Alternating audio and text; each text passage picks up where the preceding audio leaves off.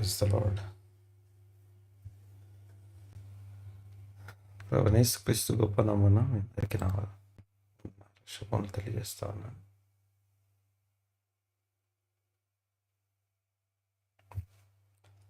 దేవునికి స్తోత్రం. ఈ సమయంలో ఈ రోజుకి సంబంధించినటువంటి వాక్య భాగాన్ని జ్ఞాపకం చేసుకున్నాం.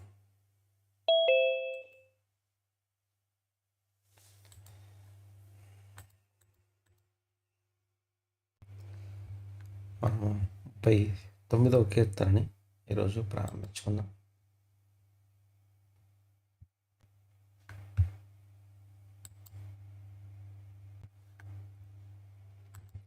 కీర్తన గ్రంథము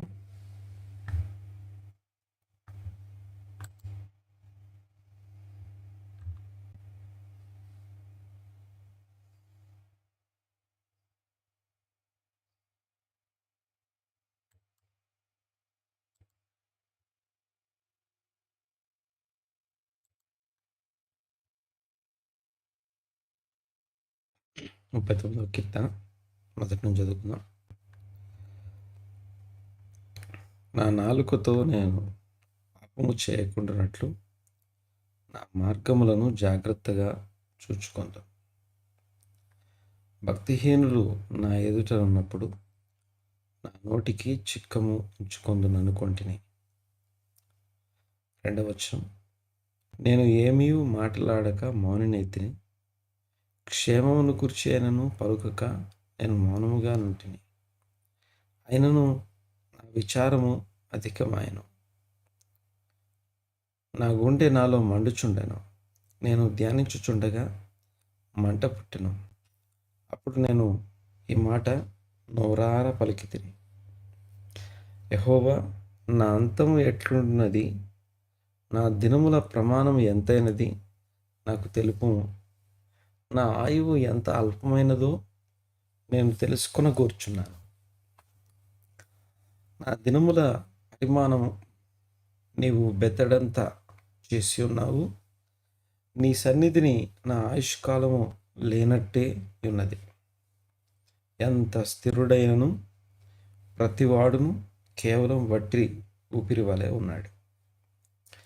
మనుషులు వట్టి నీడ వంటి వారై తిరుగులాడుతురు. వారు తొందరపడుట గాలికే కదా.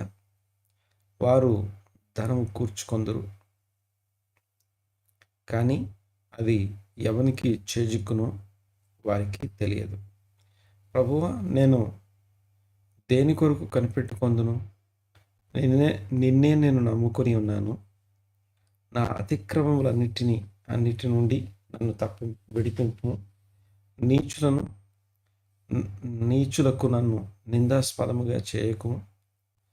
దాని చేసినది నీవే గనుక నోరు తెరవక మౌనినైతిని. నీవు పంపిన తెగులు నా మీద నుండి తొలగింపు. నీ చేతి దెబ్బ వలన నేను క్షీణించుచున్నాను. దోషములను బట్టి నీవు మనుషులను గద్దింపులతో శిక్షించున్నప్పుడు చిమ్మట కుట్టిన వస్త్రం వలె నీవు వారి అందము చెడగొట్టెదవు. నరులందరూ వట్టి ఊపిరి వంటి వారు. యెహోవా, నా ప్రార్థన ఆలకింపుము, నా మొరకు చెవియొగ్గుము. నా కన్నీళ్లు చూచి మౌనముగా నుండుకుము. నీ దృష్టికి నేను అతిథి వంటి వాడను. నా పితరులందరి వలె నేను పరవాసినై ఉన్నాను. నేను వెళ్ళిపోయి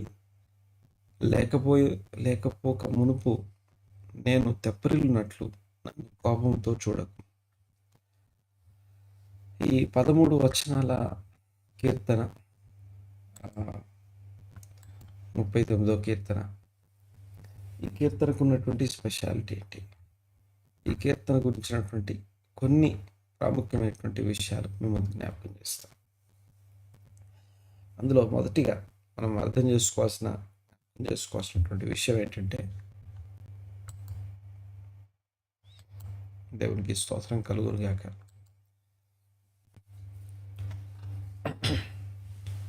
దావీదు రాసినటువంటి కీర్తన మనకి పైన ఈ వచనం కూడా ఈ మాట కూడా కనిపిస్తూ ఉంది. To the chief musician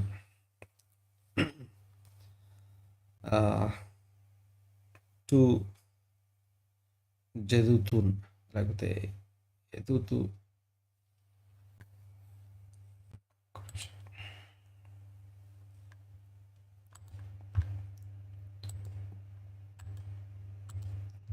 okay. అయితే ఇందులో ఈ కీర్తన యొక్క స్పెషాలిటీ లేకపోతే ప్రత్యేకత ముందు మనం ఓవరాల్గా ఈ కీర్తనని పూర్తిగా అర్థం చేసుకోవడానికి ప్రయత్నం చేద్దాం.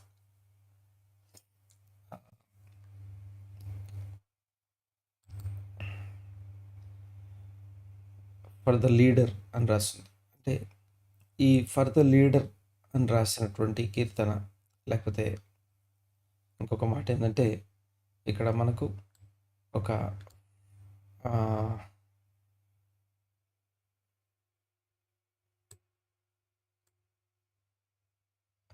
చదువుతూన్ లేకపోతే ప్రైజింగ్ అని అర్థం. లేకపోతే ఈ యూద అంటాం కదా, యూద అంటే ప్రైజ్. అలాగే ఇక్కడ ఇది ఒక మెరారీ వంశానికి సంబంధించినటువంటి ఒక పర్సన్, ఒక ఫ్యామిలీ పేరు అది. అయితే ఇందులో ప్రధానమైనటువంటి గాయకులు అని పిలువబడే వంశం అది. వారు ఈ పాట పాడడం అంటే ఇది వారు పాడడం కోసం రాయబడింది. ఫర్ ద లీడర్ అనగా నడిపించేవాడు. లేకపోతే ఈ కీర్తన మనము చదివేటప్పుడు పర్సనల్గా అప్లై చేసుకునేటప్పుడు మొదట మనం అర్థం చేసుకోవాల్సింది అది ఎవరి కోసం రాశారనేది. గుర్తుపెట్టుకోవాల్సిన విషయం ఏంటంటే ఇశ్రాయేలీలందరి పక్షంగా ఒక లేవీయుడు లేకపోతే ఒక యాజకత్వం జరిగించేవాడు నిలబడి ఆ దినానికి సంబంధించినటువంటి బలియాగాన్ని అర్పిస్తున్నప్పుడు ఆ సందర్భంలో ఆరాధన చేస్తూ అందరిని నడిపించే ఇక గాయకుడు లేకపోతే వర్షిప్ లీడర్ ఎవరైతే ఉంటారో, కనుక మనం అనుకునే వర్షిప్ లీడర్ కాదు, బైబిల్లో ఉన్నటువంటి లేవీల సంబంధమైనటువంటి ఇక లివైటికల్ వర్షిప్ అంట. అర్పణ అర్పించేటప్పుడు పాడే పాట లేదా ధ్యానపూర్వకమైనటువంటి ఒక గానం కీర్తన. ఈ కీర్తన మీకు ఒక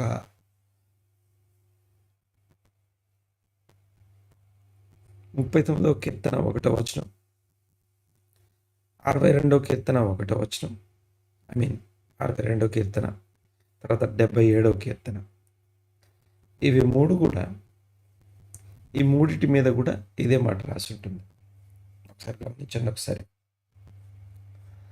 39వ కీర్తన, 62వ కీర్తన, 77వ కీర్తన. ఎవరైనా చూస్తే చెప్పండి నాకు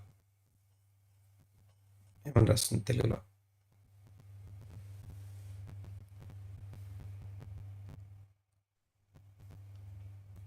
అరవై రెండవ కీర్తనలన్నా ఫస్ట్ వచనం, నా ప్రాణము దేవుని నమ్ముకొని మౌనంగా ఉన్నది. కాదు మీరు దేని గురించి మాట్లాడుతున్నా? ప్రధాన గాయకునికి యెదుతూను అను రాగము మీద పాడదగినది. ఓకే. తర్వాత 77వ కీర్తన. ప్రధాన గాయకునికి యెదుతూను అను రాగం మీద పాడదగినది ఆసాపు కీర్తన. చాలు. సో ఈ మూడు కూడా యెదుతూను అనే రాగం అని రాస్తుంది. కానీ హీబ్రూలో కనుక మనం అబ్జర్వ్ చేస్తే రాగము అనే మాట మెన్షన్ చేయలేదు, కానీ ఫర్ యెదుతూన్ అని రాస్తుంది అంతే. అంటే యెదుతూన్ అనే వంశస్థులు లేకపోతే లీడర్స్ ఎవరైతే ఉన్నారో వారు పాడతారనో, లేకపోతే సో రెండిట్లో ఏదైనా అర్థమై ఉండొచ్చు. కానీ బట్ ఏదేమైనా కూడా యెదుతూన్ అనే మాటకి ప్రైజింగ్ అని అర్థం, కంటిన్యూస్ ప్రైజింగ్ అని అర్థం. సో ఈ కంటిన్యూస్ ప్రైజింగ్ అని చెప్పబడే ఈ మాట దీని గురించి ముందు మనం కొన్ని విషయాలు ముందు ఒక విషయాన్ని జ్ఞాపకం చేస్తాను.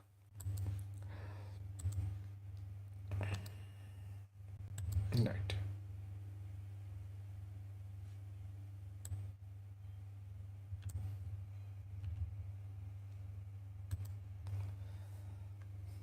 ఓకే. సో ఇందులో ఈ ఈ ఈ మిగతా మనం ఇప్పటిదాకా మనం 37వ కీర్తన చూసాం, 38వ కీర్తన చూసాం, ఇప్పుడు 39వ కీర్తనలోకి వచ్చాం. ఈ మూడింటి మధ్య ఉన్న సంబంధాన్ని ముందు ఒక మాట జ్ఞాపకం చేసిన తర్వాత మాట్లాడతాం. 37వ కీర్తన మొత్తం మనకి రైచస్ వర్సెస్ విక్డ్, దుష్టుడు మరియు నీతివంతుడు అనే కాంట్రాస్ట్ చూస్తాం 37వ కీర్తన.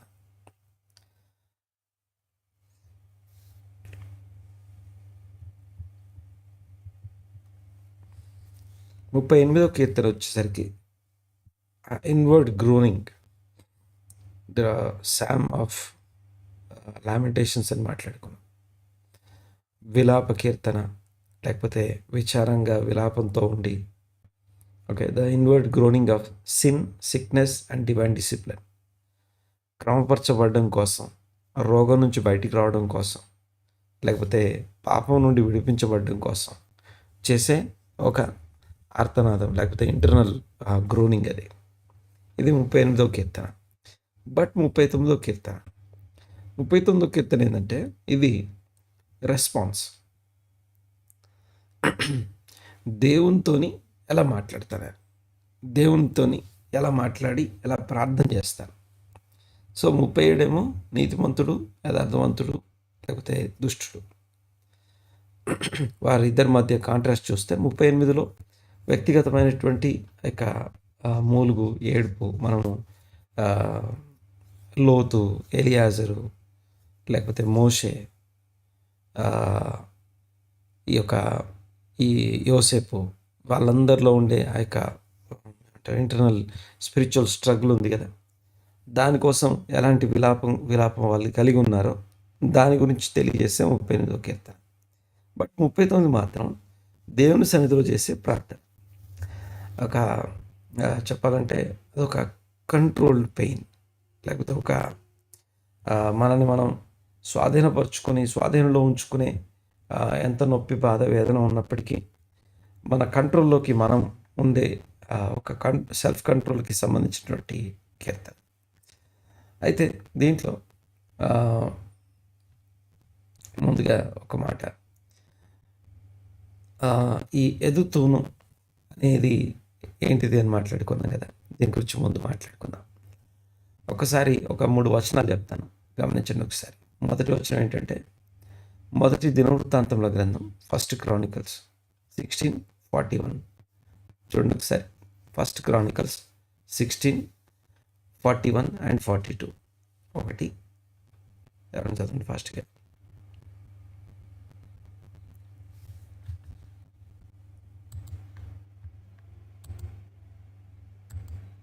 ఉదయాస్తమములందు అనుదినమున నిత్యమైన దహన బలిని ఆయనకు అర్పించుటకై అచ్చట అతడు యాజకుడైన సాదోకును అతని సహోదరులైన యాజకులను నియమించెను.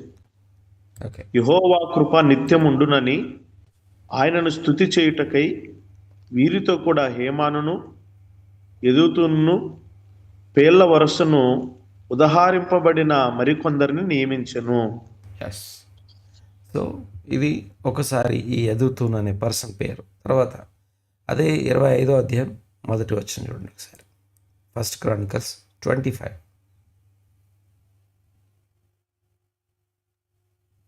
మరియు దావీదును, సైన్యాధిపతులను, ఆసాబు, హేమాను, యెదుతూను అనువారి కుమారులలో కొందరిని సేవా నిమిత్తమై ప్రత్యేకపరిచి సితారాలను, స్వరమండలములను, తాళములను వాయించుచు ప్రకటించున్నట్లుగా నియమించిరి. ఓకే. తర్వాత 2 Chronicles, 2వ దినవృత్తాంతముల గ్రంథం, 5వ అధ్యాయం 12వ వచనం.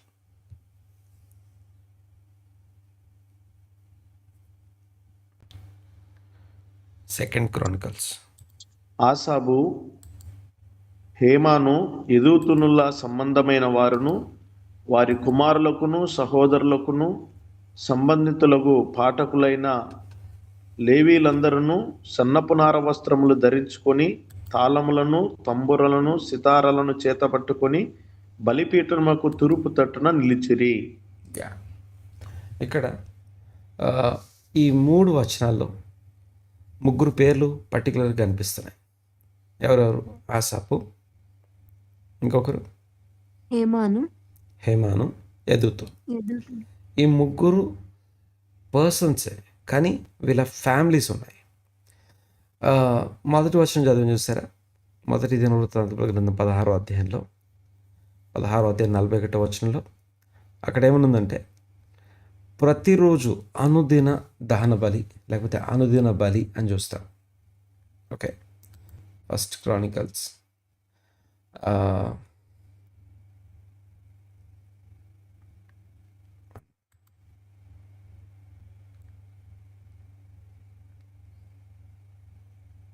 ఓకే 16:41. యెహోవా కృప నిత్యముండునని ఆయనను స్తుతి చేయుటకై ఆయన కృప నిరంతరం ఉంటుంది. 40వ వచనం. సరే, ఉదయాస్తమయముల యందు అనుదినము నిత్యమైన దహన బలిని ఆయనకు అర్పించుటకై అతడు యాజకుడైన సాదోకును అతని సహోదరులైన యాజకులను నియమించాను. వీరు 3 సహోదరులు, సాదోకు, హేమాను, యెదుతూను. ఈ యెదుతూను అనే పర్సన్ గురించి మాట్లాడబడుతుంది తప్ప యెదుతూను అనే రాగం కాదు. సో మనకేమో బైబిల్లో యెదుతూను రాగం మీద పాడదగినది అని రాస్తుంది, కానీ పర్సన్, ఈ పర్సన్ మాత్రమే కాదు, కానీ ఈయన ఏమంటామంటే ఒక ఈ వంశం, ఈ యెదుతూను వంశం సాదోకు, హేమాను, ఆసాపు, హేమాను, వీళ్ళందరూ కూడా లేవి వంశానికి సంబంధించిన, మెరారి వంశానికి సంబంధించిన వారు. వీళ్ళు స్తోత్రం చేసేవారు, స్తుతి చెల్లించేవారు, ఆరాధించేవారు, లీడ్ చేసేవారు. అది కూడా ఎప్పుడు? బలి జరిగేటప్పుడు. ఆ విషయాన్ని మనం మర్చిపోద్దు. ఉదయాస్తమయముల యందు అనుదినము నిత్యమైన దహన బలి జరిగే టైంలో అనే సంగతి మర్చిపోద్దు. ఈవెన్ మనం చదువుకునే కీర్తనలు ఏవైతున్నాయో, మనం చదువుకునే మ్యాక్సిమం కీర్తనలు, వాళ్ళు ఆ బలి సమయంలో, ఆ బలి అర్పణ సమయంలో, ఆ బలి అర్పణ ఇశ్రాయేలులందరి పక్షంగా జరుగుతూ ఉంటే, ఆ ఇశ్రాయేలులందరి పక్షంగా జరుగుతున్న బలి సమయంలో అందరినీ ఒక్క ఆత్మతోనూ, ఒక్క అవగాహనతోనూ, ఒక్క నడిపింతో లీడ్ చేయడానికి మ్యూజిషియన్స్ గాను, సింగర్స్ గాను వీళ్ళున్నారు. తాళాలు, తంబురలు, సితార, 3. ఇవి 3 విషయాలు. తర్వాత 3 కుటుంబాలు. ఈ 3 కుటుంబాలు కూడా ప్రైజ్ అండ్ వర్షిప్ చేసేవారు. ఇంకొక విషయం ఏంటంటే, ఎక్కడ ప్రైజ్ అండ్ వర్షిప్ ఉంటుందో అక్కడ విజ్డమ్ ఆఫ్ గాడ్ ఉంటుంది. ఈ మాట గుర్తుపెట్టుకోవాలి. హేమాను అనే పేరు చూసాం కదా. ఈ హేమాను అనే ఆయన సొలొమోను గురించి మాట్లాడేటప్పుడు సొలొమోను హేమాను కంటే జ్ఞానం గలవాడు అని చదువుతాం. ఆ మాటకి అంతేకాదు, ఓ లిస్ట్ రాసి వీళ్ళందరికంటే సొలొమోను గొప్పవాడు అని ఉంటుంది. ఒకవేళ సొలొమోను లేకపోతే వీరు సొలొమోను స్థాయి వాళ్ళు అని అర్థం, వీళ్ళు అంత జ్ఞానులు అని అర్థం. ఓకే, వీళ్ళు కేవలము తమని తాము ప్రతిష్ఠించుకున్నటువంటి కేవలం గాయకులు, సింగర్స్, గాస్పల్ సింగర్స్, లేకపోతే వర్షిప్ లీడర్స్ మాత్రమే కాదు, కానీ they are generationally dedicated to praise and lead the worship of God. దేవుని సన్నిధిలో తమని తాము ప్రతిష్ఠించుకున్నటువంటి వారు.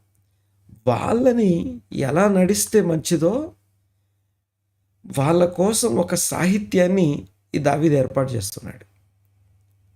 ముందు పర్పస్ని మనం మర్చిపోతే, కీర్తన యొక్క పర్పస్ని, కీర్తన యొక్క దాని ముందు వెనక ఉన్నటువంటి సంబంధాన్ని కనుక, కాంటెక్స్ట్ని కనుక మనం మిస్ అయిపోతే, అందులో ఉన్న పదాలన్నీ కూడా మనకు వేరే రకంగా కనిపిస్తాయి. అంటే ఒక్కసారి ఈ కీర్తనలో ఉన్న విషయాలు ఎలాంటి విషయాలు అంటే, ఒక 3 కుటుంబాలకి సంబంధించిన వారిలో ఒకడు అనగా యెదుతూను. ఆ యెదుతూను అనే మాటకి స్తోత్రం అని అర్థం. లిటరల్‌గా స్తోత్రం అని అర్థం. ఈ యెదుతూను అనబడుతున్నటువంటి వ్యక్తులు, వారి కుటుంబం వారు ఏం చేయాలంటే వీరు సాహిత్యం అనగా వీళ్ళు పాడేవారు. హేమాను మరియు ఆసాపు అనబడుతున్న వీళ్ళ కుటుంబాలేమో వాయించేవారు. సో ఈ కుటుంబాల్లో నుంచి వాయిద్యాలు వాయించేవారు. అంటే ఫస్ట్ ఆఫ్ ఆల్ నేను జ్ఞాపకం చేయాలనుకుంటున్న విషయం ఏంటంటే, వాయిద్యాలు వాయించాలన్నా, పాటలు పాడాలన్నా, వర్షిప్ లీడ్ చేయాలన్నా గుర్తుపెట్టుకోవాల్సిన ప్రాముఖ్యమైన ప్రధానమైన అంశం ఏంటంటే, ప్రతి దినము అనుదిన ఉదయాస్తమయములయందలి నిత్యమైన దహనబలి టైంలో వర్షిప్ అనే సంగతి మర్చిపోదు. అండ్ ఇక్కడ ఏంటంటే మీకు ఇది ఒక కనెక్టింగ్ పాయింట్. ఇది అంటే ఎవరెవరిని ఎలా కనెక్ట్ చేస్తుందో చూడండి ఒకసారి. ఒకటి, సర్వమానవాళి సర్వశక్తిమంతుడైన దేవుడు.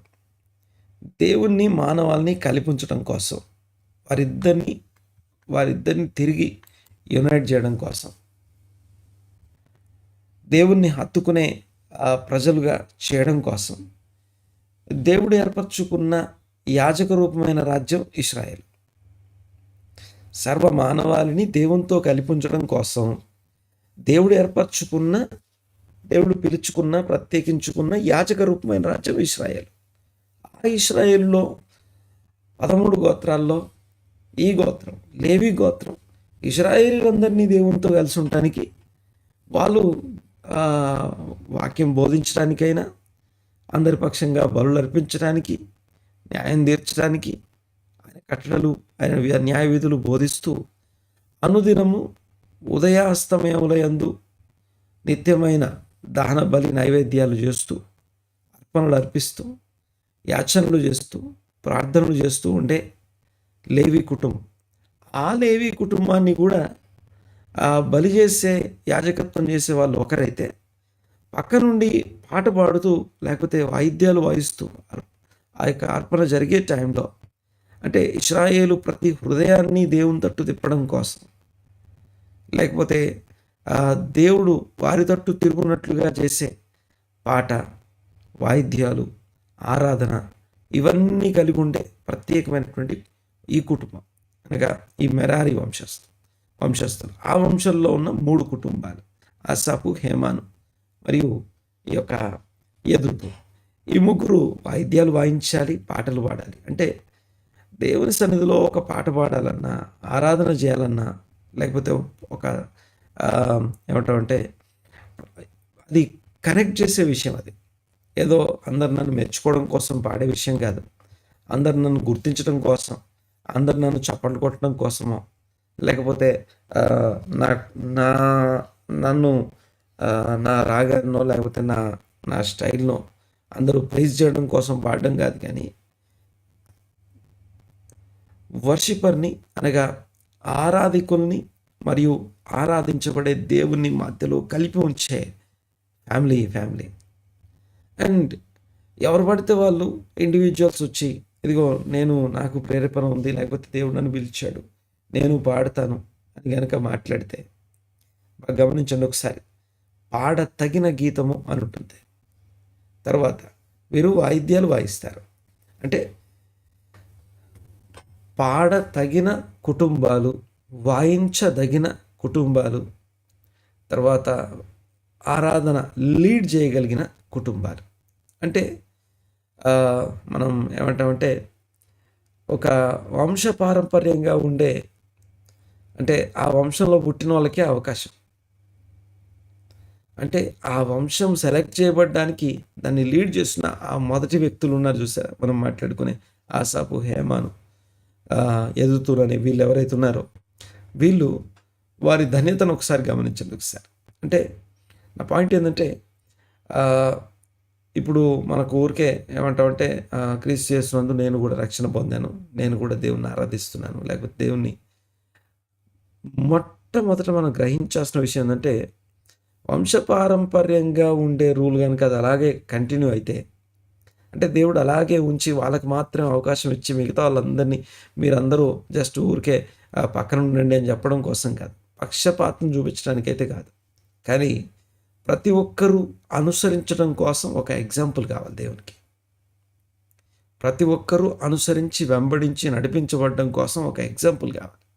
ఆ ఎగ్జాంపుల్ కోసం ఒక ఆ పర్సన్ని మాత్రమే కాదు, పర్సన్ యొక్క తరాల్ని సెలెక్ట్ చేస్తారు. దావీదు వంశస్థులు మాత్రమే వెళ్తారు.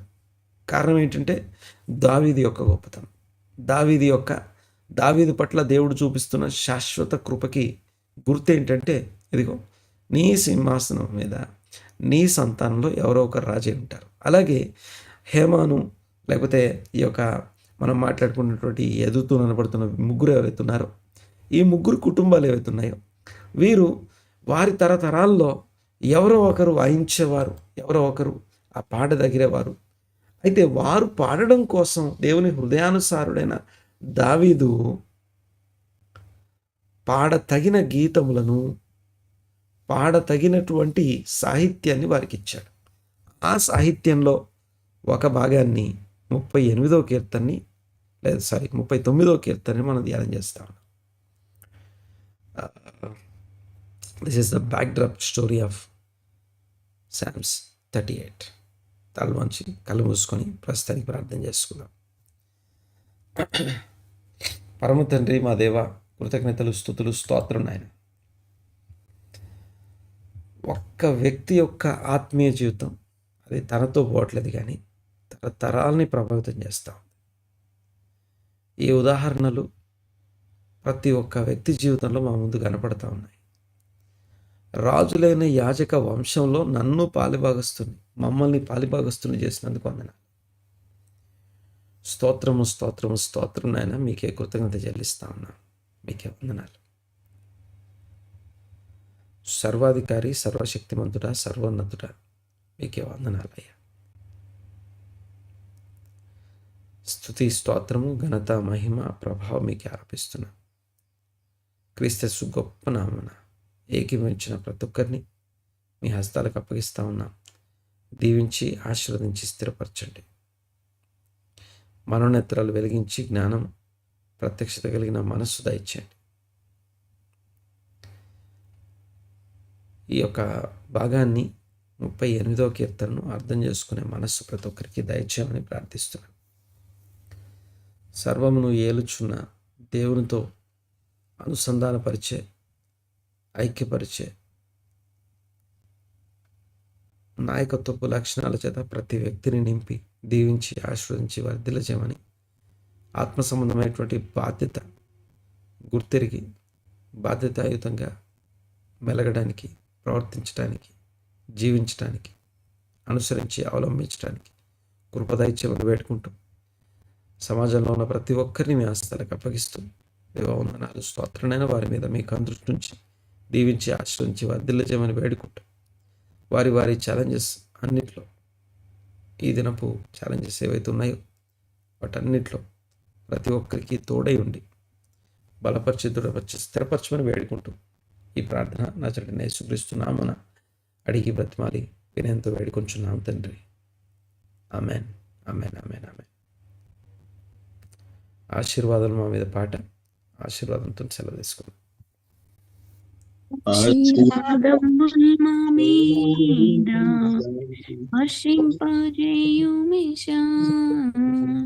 ఆశతో నమ్మి ఉన్నాము నీ సత్య వాగ్దానములు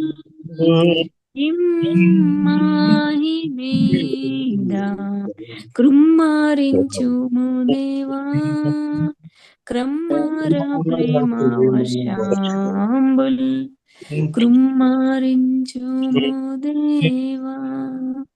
ఆమేన్. దీవెన.